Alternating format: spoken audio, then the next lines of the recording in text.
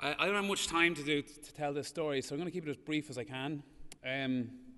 First and foremost, it's to be on this stage with some of the greatest chefs in the world, some of the best rugby players in the world, entrepreneurs, to talk about mental health shows you how far we've actually come to normalising this conversation.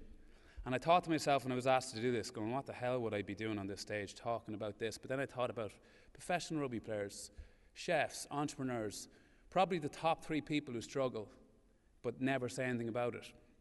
So for me, Ireland has come so far. I don't think a lot of people realise it because we always assume we're this kind of conservative, backward country.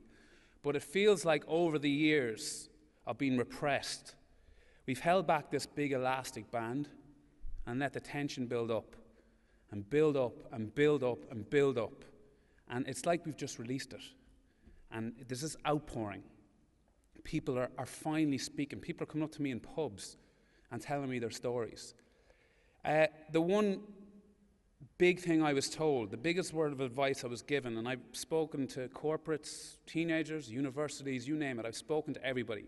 But the best advice I was given was by the Cycle Against Suicide entrepreneur Jim Breen, who said, when you're doing this, Niall, never, ever try to tell anyone else's story. Tell your own story. That's where the power is. So that's what I'm going to do. I'm going to keep it really, really brief. I'm not going to elaborate. I'm not going to go into Oprah Winfrey motivation bullshit. I'm just going to keep it brief and hopefully round it off at a point at the end of it. As a 15-year-old, I was achieving, I was doing well. I was captain of my school football team. I was doing okay in school for a thick prick. But I'd go home to bed and at night and I'd rip my duvet apart choking. I couldn't breathe, could not breathe, couldn't sleep. I was an insomniac. I hadn't slept for weeks upon weeks as a 15-year-old. My hair was falling out. I went to doctors thinking I had asthma, thinking I had appendicitis, all these kind of crazy things, anything, because I hadn't a clue what this was. I went to my first GP at the time, he's not my GP anymore for obvious reasons, who told me it was puberty. And, you know, it's a doctor, you're going to believe him, so it's puberty. The reason I'm choking and ripping my duvet apart is because I'm going through puberty. I know it's bad, it's not that fucking bad. And then this went on, and it got worse and it got worse and it got worse. So much to the point that I got so frustrated. I was just turned 16 and I strapped my left arm to a chair beside my bed. And I took my right arm and I smashed it against the side of the bed until I felt every bone break in my forearm, until I felt the bone coming out of my forearm, out of pure frustration. But I was relieved because I felt if I went into the doctor or into the hospital where I get my arm fixed, they would tell me what was wrong with me. So I went in. First and foremost, they said, your arm's fucked. I went 8 years in college, brilliant. And he disappeared and he came back and I built myself up. I said, I want to tell him. And he walked in. He was a foreign guy. And I looked at him and I showed him my arm. I said, I did that to myself. And he looked me in the eye and he said, it's puberty. And as funny as that sounds, when I left that hospital and my mother was in the car park, I thought of the 3 different ways I could take my own life. Out of pure fear and terror, because I didn't know what was wrong with me. I hadn't slept in nearly a year. But I was achieving.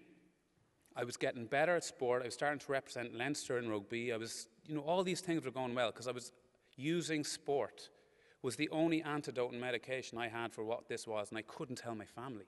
That's what was so difficult about this. So this bred, and it bred, so much so I started getting very acutely depressed to the point where I couldn't even leave the house. I couldn't function. I couldn't, when I finished school, I'd run down the railway track. I'd hide under the piano at home if anyone knocked on the door. This went on for years. And this wasn't something a 15-year-old should ever have to go through, or a 16-year-old. It was pure terror. So much so that I was breaking my own arm. So this went on to college. And the thing with mental health and depression and anxiety issues, you always feel the next step will be better. And when you get around that corner, everything will be okay. It doesn't work that way. It follows you. I went to college. I dropped out first year. I couldn't walk into a lecture hall. I couldn't walk into a room. Like, I'm here speaking in Borgosh Energy Theatre to God knows how many people about mental health. When I was 18 or 19, I used to lock myself in the toilet in UCD, literally shaking and having panic attacks. And I dropped out of college. So at this point, I had just got a scholarship to play rugby in UCD. I played rugby for the Irish under-21s. All this insane stuff was happening. People were saying, Jesus, he's flying. It's great. I was in absolute hell. Hell.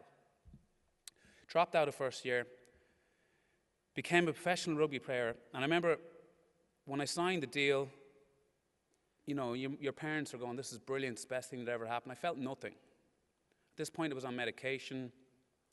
Everyone around me was aware of how bad it was getting. I started playing with Leinster, and the big thing with rugby, and you know, Jamie here, absolute hero, but the big thing with rugby is the first word you hear when you hear the word rugby is you think the word macho. Oh, it's a real manly sport. No way could I go to my coach or my doctor to tell them I was deeply, deeply depressed and also couldn't function, I couldn't breathe, couldn't sleep, having a panic attack every single night. Couldn't tell them this. So every Monday morning we go into our team doctor and we'd have to say, like, you know, give them some kind of injury. You'd say, whatever, you'd make something up anyway, every Monday. And I'd die in my bed Sunday because I'm going to tell him on Monday, I'm going to tell him what I'm going through, I have to tell him. And I get into the doctor's office and I take a deep breath and then I say, I've fucked up my finger or something. I'd make something up, but I never could tell him. And I met that doctor 8 years later and I told him that and he cried. And I went, yeah, I appreciate the tears, but if I told you and you told my coach, would my coach have judged me? And he went, yes, he would have. So that's where we were back then. Just purely, people in the press, when I said I retired because I was injured. I was retired because I couldn't function. I couldn't function. I could not be a professional rugby player. 2 days before my first cap at Leinster, I was in my apartment in UCD, and the only thing I can describe it, I wanted to rip my own skin off my face. And I was banging my head, genuinely physically banging my head against the wall to try and knock myself out because I couldn't face playing the match because I was so acutely depressed. So I rang the coach and the doctor. I said, I can't do it. I said, I've got food poisoning. So they sent somebody up to have a look. And I did that thing you do in school, you know, that made your mouth all dry, got as hot as I could, said, yeah, he's fucked, he can't play. And I said to myself, I have to stop. I can't do this anymore.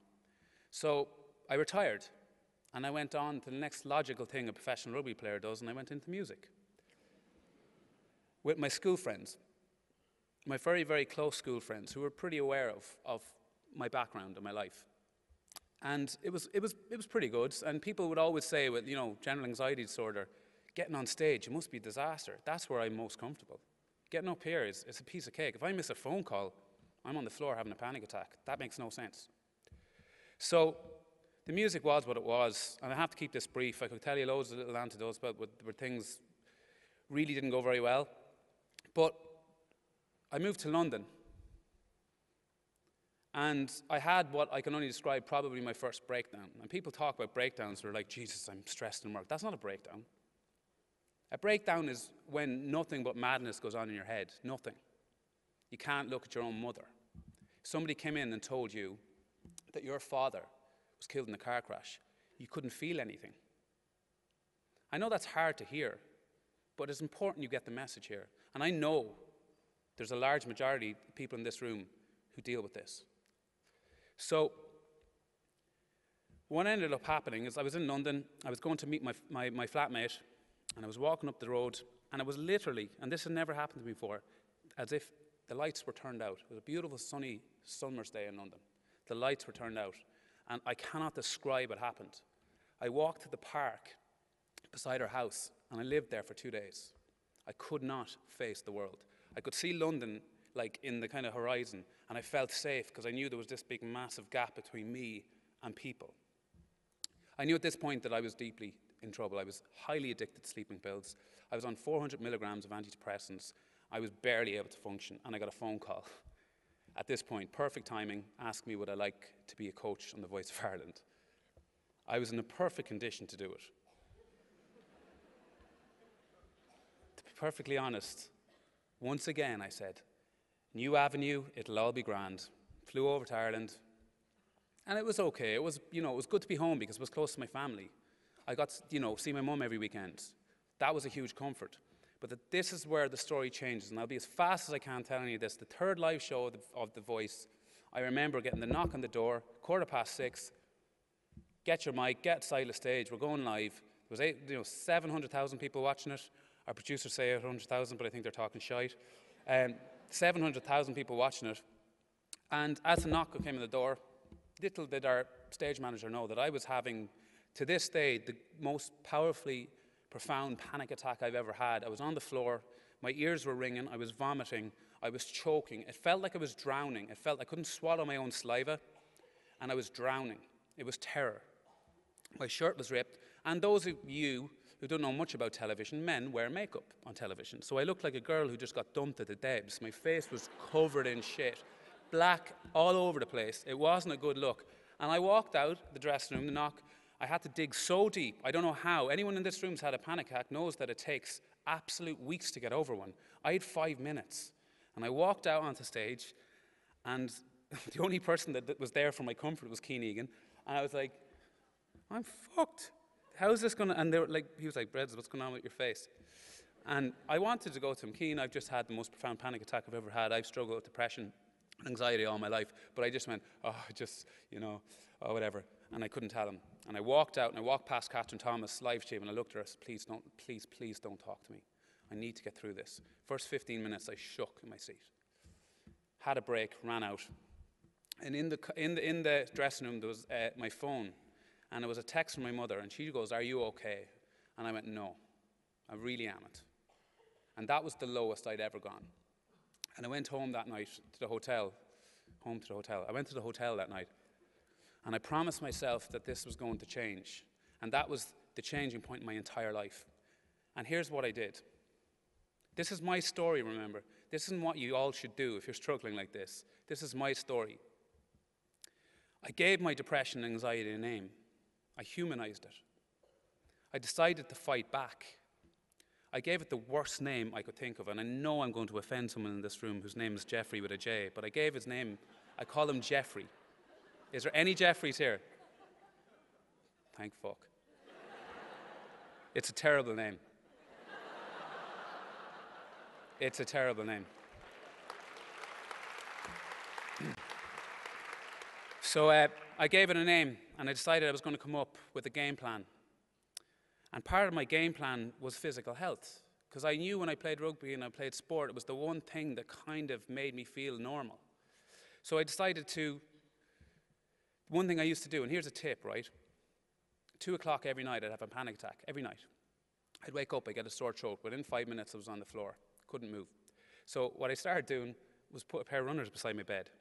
And every time I felt my throat get sore when I woke up, before I even had time to think, I put on the runners and I'd run. I was like Forrest Gump. I would just run and run and run and run. And I did that every night. And the 14 days into this, every night I ran 39 kilometres in the middle of the night in a pair of shorts. And I knew everyone at home in Mullingar was looking, Breslin's at it again. Crazy bastard. And here I was just like a gazelle running through the streets.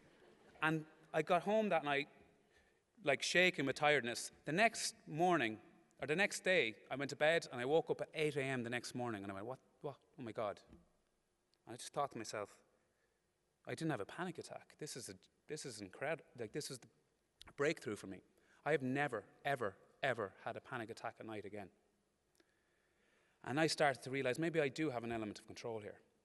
So I decided to take on other things. One of my other issues was I had a massive phobia of water, huge phobia. And I knew Jeffrey hated water too. I knew he hated it. So I said, I'm going to fucking throw you into the water now and you're going to hate it. And so I learned to swim. I'm like, the hardest thing I've ever done, I learned to swim. And my first open water swim in Dun Laoghaire, and this is a story that my mother had to read in the press. And it's just not a cool story, but it's funny all the same. I can live with it. But the guy swimming me looked at me and said, Bressie, just so you know, before we go out swimming, the seals are getting really confused with the swimmers in wetsuits, and they're mating at the moment. And so if a seal comes anywhere near you, just slap its tail. And I went, what the fuck are you talking about? I'm going to get sexually assaulted by a seal, and I have to swim in open water. So I got into the water. I'm just too stubborn. I got into the water, and I think I did an Olympic record 2K swim around Dun Laoghaire Harbour, the quickest thing you've ever seen. And I got out of the water and I looked to my mate and said, did you see any seals? He goes, Bressie, there are no seals. And then I had to read I said this in an interview, and someone put in the press, and my mum sent me the message. She goes, "I'm so proud, son." It said, "Bressie feared Seal was going to have sex with them." You won't beat that headline. No matter what you do for the rest of your life, that headline won't be beaten. And she was proud. But I learned to swim, and then I decided I was going to take something else on. What else did Jeffrey not want to do? I decided to do a 70.3 Ironman, and I put it all together, and I started realizing something. At this point, it was important that I stopped hiding it from the public. Part of my job, like it or not, is that you're in the public eye. It's a big part of your life. And I was on my hands and knees as a 15-year-old begging for somebody to come out and say I wasn't insane, that this was normal. And no one ever did. And I promised myself, if I ever got to the point that I could be that person for a potential teenager who's going through the same, that I wasn't going to look it up. I was going to be that person. And I decided to tell the press and the public. And I thought I was going to lose my job. I thought all these crazy, irrational thoughts that people with generalized anxiety disorder think. It's all irrational. I told the press, and the public support was the greatest feeling I've ever had. To know that, number one, people appreciated it, but also that when I told the public, that was the last obstacle. And as soon as everybody in my life knew, my peers, my colleagues, my friends, the public, my parents, I was only then able to start discovering how to deal with it. Only then, when I had stopped disguising it. And yet, there's thousands upon hundreds of thousands of men and women in this country who still disguise it. And if you disguise it and hide it and are ashamed of it, you will not be able to find a way out. And that's a hard thing to say, but it's the truth. There's nothing to be ashamed of. It's not a weakness. And in fact, if you use it right, it can be an edge. You can do a 2K swim with a seal trying to rape you in like 20 minutes. It becomes an edge. Use it to motivate you. That's the thing. But if you become ashamed of it, you won't seek help. And when you seek help, you'll realize there's so much empathy out there. There's so much support. And I'm not putting bells and whistles on it. It's still hard as fuck to deal with. It really is. I still go to bed at night and have to spend 15 minutes trying to get my breath in order. It's just part of my life. Some people have IBS. Some people have arthritis. Some people have physical issues. I have a mental issue, but I can live with it, and I can deal with it, and I can manage it, because everybody around me knows about it. And I'm not ashamed of it. And that's where we have to get. And I'll tell you straight out, putting some, I have to say, to Niall and Lovin Dublin, for putting me on this stage to talk about this, this is where we're getting in Ireland. The media have to get more involved. They have to.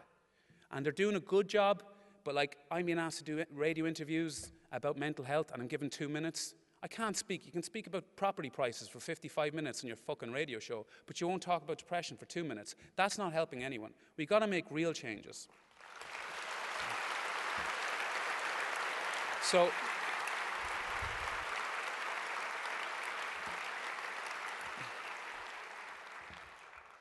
So all I'm going to say is we've heard this word stigma a lot. It's the word that we're hearing the most. And the point I just want to make before I finish up, my life became so much brighter, so much more dealable, with everything that I went through, when everybody knew about it. Genuinely. When I got it all off my shoulders, only then could I seek real help. And it was the 7th or 8th journey I went on that was the one that worked. I meditated, I was meditation, medication, you name it, I did everything. But it was a combination of a few of them. And it was 7 or 8 years of looking before I found it. And now I can say I've got relative control over my own mind. And you look at something like the internet as well. And last point, for every problem the internet creates, there's 100 solutions. And we talk about teenage mental health, and we talk about putting adverts on TV and, radio. They don't listen to TV, or don't watch TV, and they don't listen to radio anymore. It's all online. It's all technical. Why aren't we developing apps? Why aren't we developing online content that not only supports them, but protects them? Because we know it can be a dangerous place, but there has to be someone out there with the brain to pull this together. It certainly isn't me. But I just think at this point, we are normalizing this conversation. And there's 1,200 people in this room. It's about magnifying it. It's about you going and telling your mates in work tomorrow about this. It's about you going and telling your parents. And I know there's somebody in this room, or quite a lot of people in this room, who are dying to talk, just dying to do it. Do it. Telling you. Because although it's still difficult, you'll find so much empathy. Thanks a million.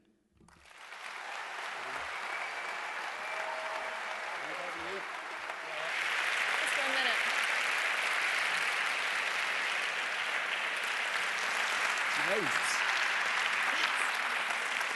Welcome to the oversized couch. That's ridiculous. Yeah, no, try that end. It's actually what kind comical. of freak would fit? I'd probably fit in it. Debatable. I want to thank you on behalf of everybody for having the courage to be so open and honest about this, because it is an issue that's been kept quiet and kept hidden for far too long. So genuinely, thank you for that, honestly.